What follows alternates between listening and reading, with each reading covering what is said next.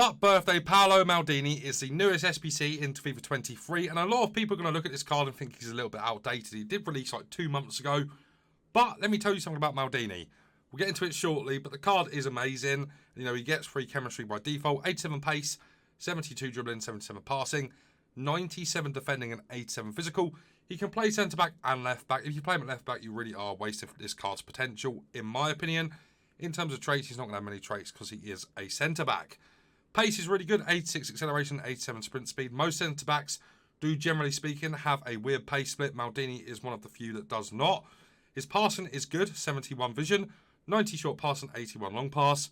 Dribbling is okay. You know, his agility and balance is okay. Reactions are nearly perfect at 98. Ball control is okay at 80. Dribbling is poor at 63. And then his composure at 98, once again, nearly perfect. His dribbling stats mean you can't really play him at left back, and you shouldn't be doing that anyway. But as you move it into the defending stats, this is where you get Maldini's full potential.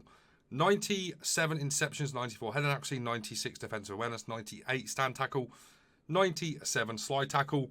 He's not the best in the air, and he is only 6'1" with 86 jumping, 84 stamina. That is absolutely fine for a centre back.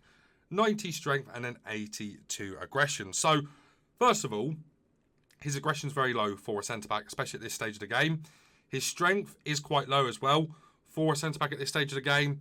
And his jumping is quite low for a centre-back at this stage of the game. You can see we've applied an anchor, and the reason for that is to boost the pace up a little bit, up to 91. Goes up to 99 interceptions, 98 heading accuracy, and then 99 everywhere else on the defensive stats. 94 jumping, 98 strength, and 86 aggression. So, on new gen, Maldini is going to be lengthy, which is going to be great because not only is he looking quite weak on the in-game stats and his aggression is low, he's going to make up for that with his insane body type. I'm not joking when I say he is one of the strongest centre-backs on the game just because of his body type. You know, he's already insane defensively, but he's got a crazy body type in game, and I'll showcase that shortly. But don't worry about the strength too much. You could go for a shadow on him if you wanted to. Most certainly go for it if you want the extra pace boost. But I want to max out the defending to make him the best defender statistically on the game. So that is why I've gone for that. Also wanted a boost to the jumping. And I would personally say go for an anchor on both old and new gen. With that being said though, guys, we're going to get into a few games with this card and see how he does play. As I said, his body type is massive in game. I want to showcase that. And let's see how he gets on. For cheap FIFA 23 coins, make sure to check out MMOEXP.com to get fast and reliable coins. And make sure you use code VIPER at checkout. Get yourself a 5% discount. Alright then, guys. So first game now with Paolo Maldini. We are going to be playing in the FUTties Cup. So I'm just going to let this guy come on to me a little bit and see how we do with him. You know, he's not very good on the ball. You'll be able to tell that straight away. What on earth is that pass, by the way? I don't know if you can tell straight away there. He has got a humongous body type, and it really does help you. As I said there, his passing isn't going to be the best, but he really does make up for it with his insane body type and his genuine defensive, insane ability. I am not joking when I say he is one of the best centre-backs on the game because of course, his pace. His defending is whatever, right? But then you've got to take into account how good his... wow, how's he saved that? His body type is and how strong that makes him. Even though, generally speaking, Maldini is not very strong. He's never really been that kind of centre-back. Especially on his like baby card and stuff like that. I believe we got that as an SBC this year. And because of his poor strength, you really were reliant on that body type. And that is still going to be the case here. And the body type will help you out massively. He doesn't feel the best in terms of jockeying all the time. But in terms of straight line running... he's crazy. He's crazy. And with EA also nerfing the lengthy business. Goal, please. Thank you very much. In terms of EA lengthen... or, sorry, not lengthen. In terms of EA nerfing the lengthy accelerate type. In terms of off the ball. As we lose the ball with Maldini, they're doing something we shouldn't have been doing. You have to be very careful with the card. You know, because you're not going to feel the lengthy running style out when you're not on the ball. So be careful of that. You know, and he's not the best in the air. Even though he's won that there, I promise you he's not very good in the air. This is coming from experience of using him over a long period of time. And you've got to be careful of him when it comes to defending in the air. It's going to be a lot more noticeable, probably on old gen. But generally speaking, in terms of a defending centre-back, there is hardly anyone better on the game, genuinely. His jockeying did not feel as bad as I remember it feeling there. Is he onside? No, he's not. Unlucky. Okay. Just be careful with the card, though. Use him as a defender, and if you need to get out of a tight situation, you've always got the 5-star skills for a ball roll scoop or something if you need it, which I actually do quite like.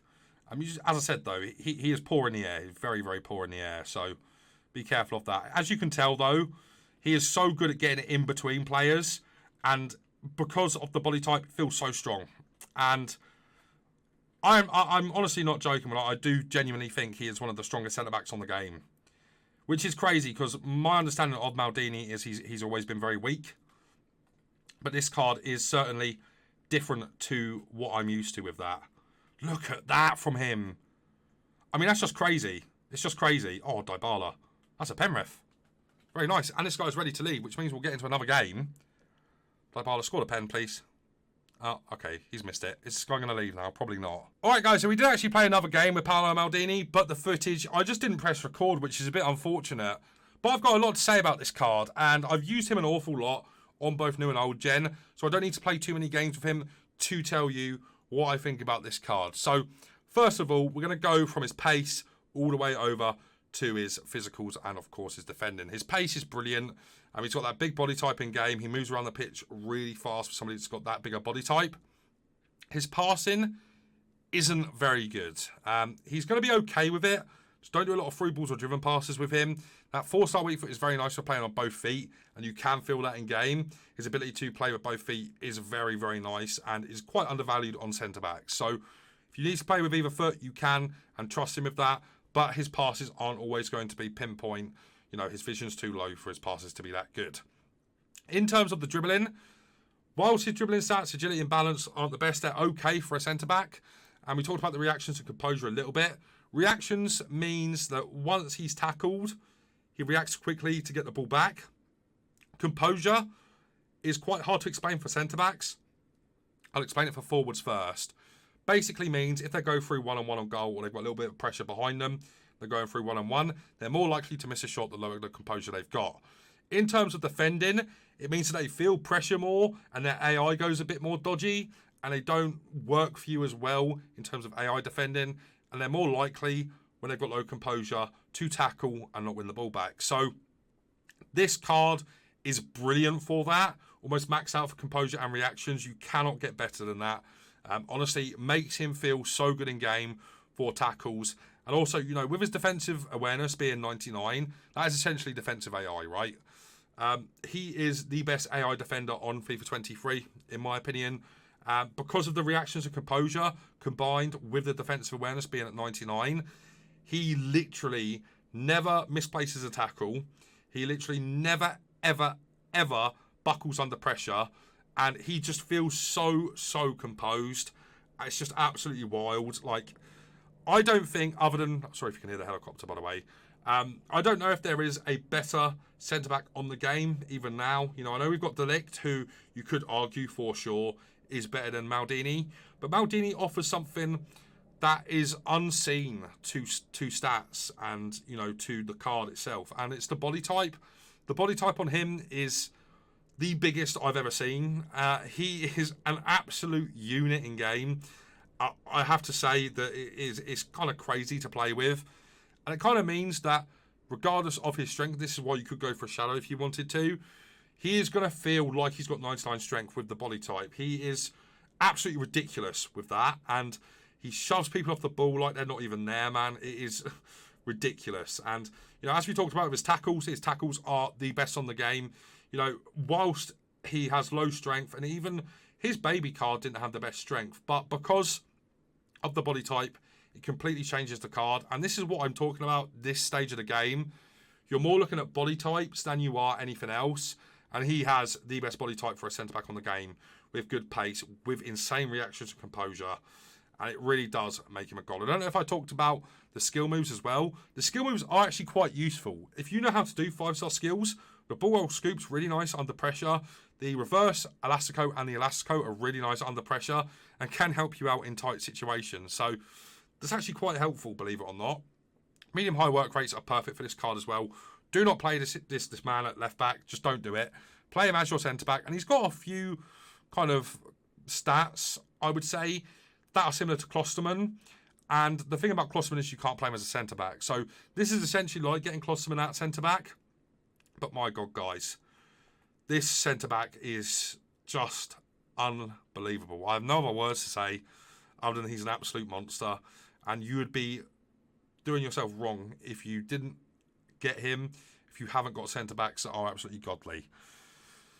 Oh, man, he is just unbelievable. He really, really is unbelievable. On old gen, he's not probably the best centre-back on the game.